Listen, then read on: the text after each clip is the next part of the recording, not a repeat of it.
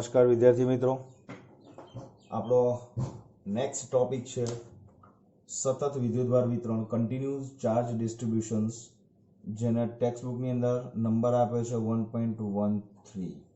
Okay, અને page number જે છે ટેક્સ્ટ બુકની અંદર that is 32 in text book.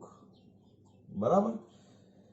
હવે મિત્રો સતત વિદ્યુતભાર વિતરણ કન્ટિન્યુઅસ ચાર્જ ડિસ્ટ્રીબ્યુશન શું છે સમજવા માટે આપણે એક સિમ્પલ પહેલા ઉદાહરણ આપું છું તમને કે દાખલા તરીકે એક ટાઇલ્સ હોય, એક બાય 1 ફૂટની ટાઇલ્સ ઉપર આપણે રૂમની અંદર પથરાયેલી છે અને એની અંદર આપણે ધારો કે મકાઈના દાણા આપણે નાખીએ છીએ, રેન્ડમલી વેરીએ છીએ, અને આપણે જો કદાચ એવું બને કે દરેક ટાઇલ્સ ઉપર જે મકાઈના દાણોની સંખ્યા છે એ જો દરેક ટાઇલ્સ પર સરખી મળે તો આપણે એવું કહી શકીએ છીએ કે ભાઈ આનું જે વિતરણ થયું છે, જેનું જે ડિસ્ટ્રીબ્યુશન થયું છે એ કેવું છે, યુનિફોર્મ છે, કન્ટિન્યુઅસ છે. ઓકે, તો ખાલી આ ઉદાહરણ આપું છું કે સતત વિદ્યુતભાર વિતરણ જે છે એ સમજાવું છું કે ભાઈ રેખીય વિતરણ પણ હોઈ શકે, પૃષ્ઠ પણ હોઈ શકે અને કદ પણ હોઈ શકે. હવે રેખીય વિદ્યુતભાર વિતરણ સમજવા માટે ખાલી અહીંયા જોઈ લો કે આ એક અનંત લંબાઈની રેખા છે, બરાબર, અને એના ઉપર ચાર્જ જે છે ને એ સમાન રીતે વિતરિત થયો છે, સમાન રીતે. હવે આ જે લંબાઈ છે ધારી લો L છે ને એના ઉપરનો જે ટોટલ ચાર્જ છે ધેટ ઇઝ સપોઝ Q છે. ઓકે, હવે આ સમગ્ર લંબાઈ ઉપરથી હું કોઈ પણ જગ્યાએથી એકમ લંબાઈનો ટુકડો કાઢી લઉં, સપોઝ ધારી લઉં છું કે આ એકમ લંબાઈ છે, આ ટુકડો જે છે ને એ એકમ લંબાઈનો છે, ધારી લો તમે.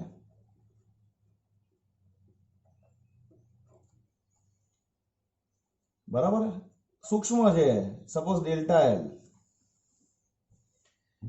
હવે આ કેપિટલ Q જેટલો વિદ્યુતભાર સમગ્ર રેખા પર વિતરિત થયેલો છે, પણ આ સૂક્ષ્મ રેખાખંડ ઉપર ડેલ્ટા L જેટલો એકમ લંબાઈનો સૂક્ષ્મ રેખાખંડ હું વિચારું તો એના ઉપરનો ચાર્જ Q નહીં હોય, Q કરતા ઓછો હશે, કંઈક અંશ હશે, તો એ ધારી લઈએ આપણે સપોઝ ડેલ્ટા Q. બરાબર. હવે કહેવાનો મતલબ એટલો છે કે આ જે એકમ લંબાઈ જે છે એ એકમ લંબાઈ હું અહીંયાથી કાઢું તો એના ઉપરથી ડેલ્ટા Q, એના પર મને ચાર્જ મેઝર કરું તો મને ડેલ્ટા Q મળે. એવી રીતે હું અહીંયાથી બીજી કોઈ જગ્યા ઉપરથી હું કોઈ બીજી જગ્યા ઉપરથી ચાર્જ કાઢું, અહીંયાથી હું બીજી કોઈ એક જગ્યા પરથી એકમ લંબાઈ લઉં, બરાબર, તો પણ ત્યાંથી પણ મને ચાર્જ કેવો મળે, ડેલ્ટા Q જ મળે. હું અહીંયાથી એકમ લંબાઈ લઉં અને આની ઉપર ચાર્જ મેઝર કરું તો પણ મને ડેલ્ટા Q મળે. એનો મતલબ એ કે દર એકમ લંબાઈ દીઠ રહેલો વિદ્યુતભાર જે છે કેવો છે, સમાન છે. તો એનો મતલબ એ મિત્રો કે આના ઉપર જે વિદ્યુતભારનું વિતરણ છે એ રેખીય વિતરણ જેને કહી શકાય, અને એ વિતરણ સમાન રીતે થયેલું છે, કન્ટિન્યુઅસ એનું ડિસ્ટ્રીબ્યુશન થયેલું છે, સતત રીતે એનું વિતરણ સતત છે, વ્યવસ્થિત છે, સિમેટ્રિકલ છે. ક્લિયર? તો ડેલ્ટા L લંબાઈ દીઠ વિદ્યુતભાર, ડેલ્ટા L લંબાઈ દીઠ આપણને વિદ્યુતભાર કેટલો મળે છે મિત્રો, ડેલ્ટા Q મળે છે. તો એકમ લંબાઈ દીઠ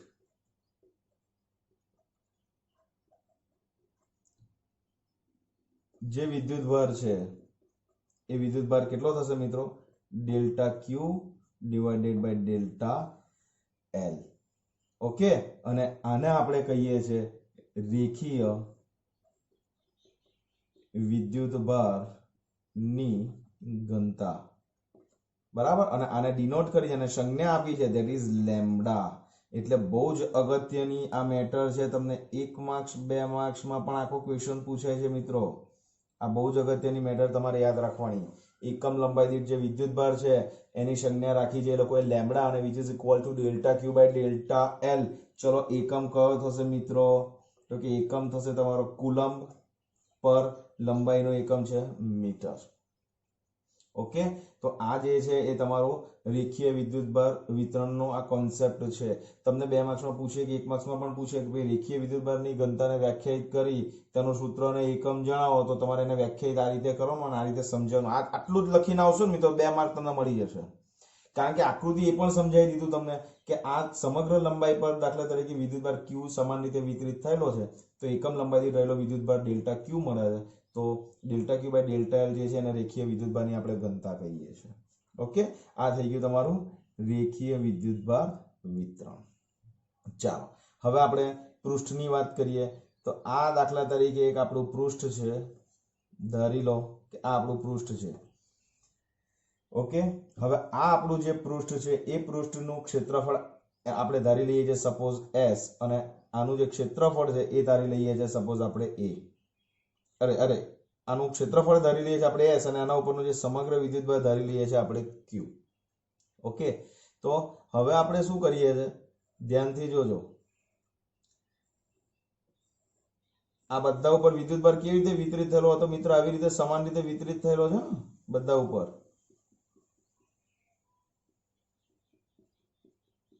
વિદ્યુતભાર સમાન રીતે વિતરિત થયેલો છે.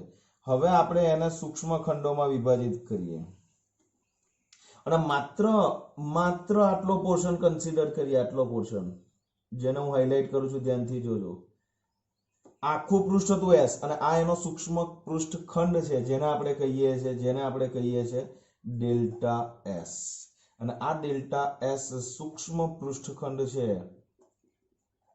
એના પર રહેલો પૃષ્ઠખંડ પર રહેલો વિદ્યુતભાર કેટલો હશે એ મને કહી શકશો?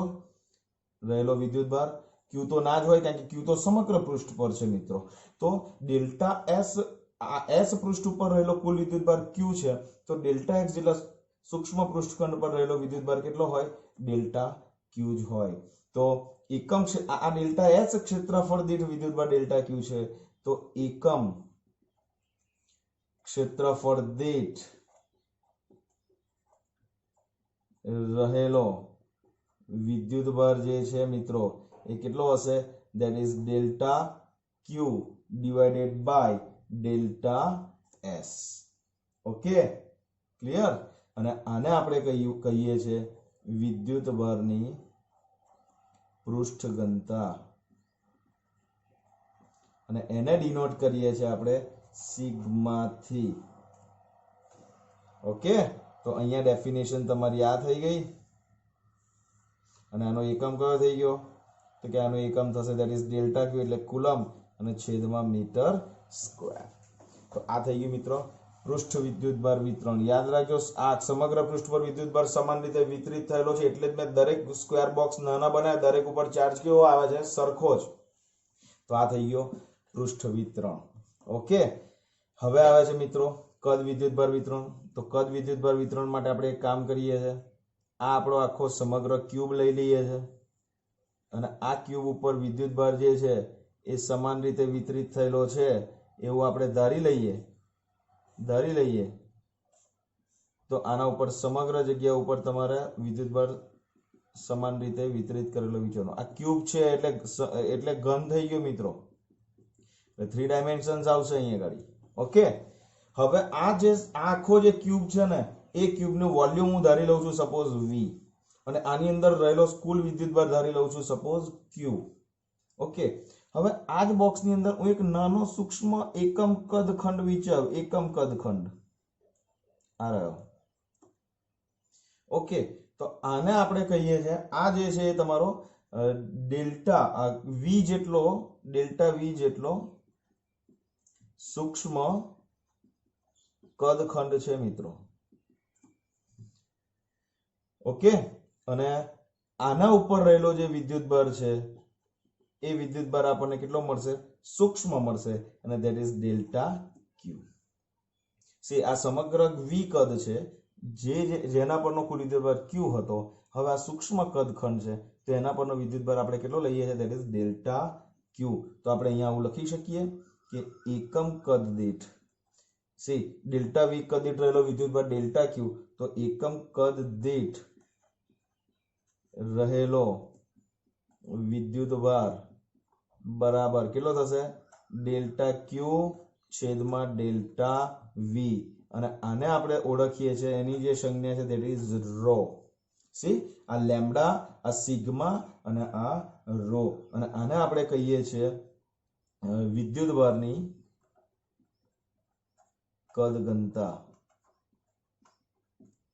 ઓકે, અને આનો એકમ કયો થશે? તો એકમ પણ તમને આવડશે, delta Q that is c, અને ડિવાઇડેડ બાય મીટર ક્યુબ.